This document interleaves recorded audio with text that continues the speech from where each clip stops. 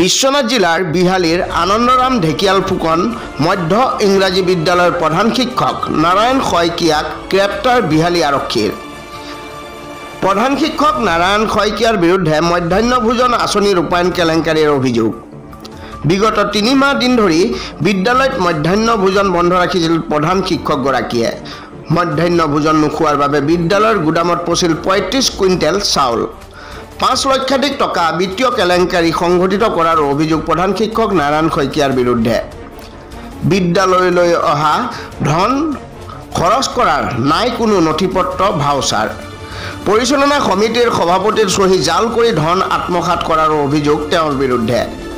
প্ৰধান শিক্ষক নাৰায়ণ শইকীয়াৰ বিৰুদ্ধে বিহালী আৰক্ষী থানাত কেছ নম্বৰ 19/25 U/S ৰুজু হোৱা গোচৰৰ ভিত্তিত 316/318/337/324 BNS ধাৰাত প্ৰধান শিক্ষকগৰাকীক গ্ৰেপ্তাৰ কৰিছে আৰক্ষীয়ে।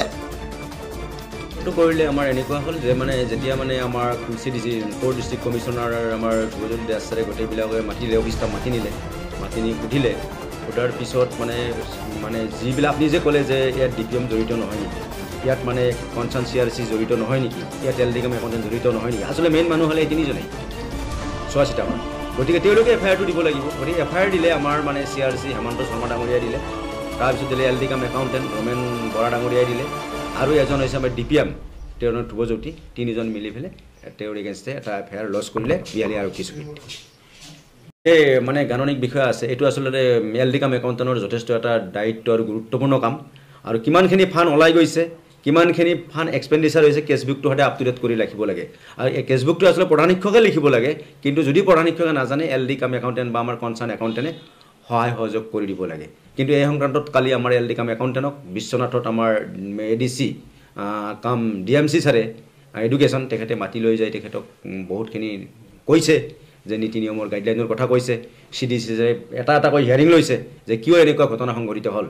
তেওঁলোকে LDCAM একাউণ্টেণ্ট আটাইবিলাকে ছাৰৰ ওচৰত ভুল ক্ষমা বিচাৰিছে যে ভৱিষ্যতে ছাৰ আমি এনেকুৱা নকৰোঁ, যে আমাক একবাৰৰ কাৰণে ৰেহাই দিব লাগে।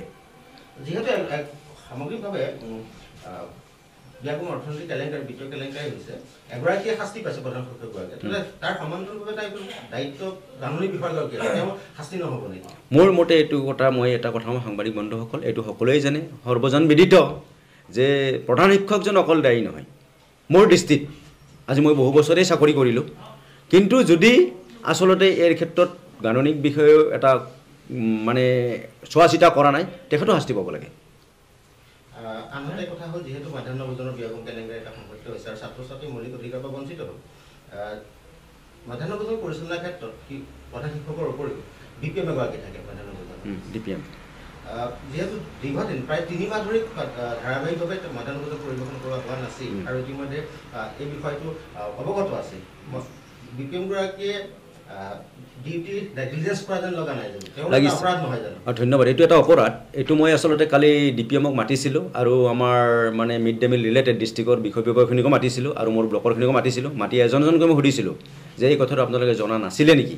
মইতো কালি আহিছোঁ, গতিকে আপোনালোকে ধৰক আজি 65 বস্তা যদি চাউল নষ্ট হৈ যাব লাগে, এইটো হয়তো এদিনৰ বস্তু নহয়, এইটো 2-1 বছৰ আগৰ হ'ব, জমা লাগি বেছি হৈ গৈছে, এই কথাটো আপোনালোকে জনা নাছিলে নেকি? যে তেওঁলোকে ক'লে যে সেই সময়ৰ যিজন ব্লক এলিমেণ্টাৰী এডুকেশ্যন অফিচাৰ আছিলে, তেওঁ আমাক কোনো ধৰণৰ ৰিপৰ্ট দিয়া নাছিলে।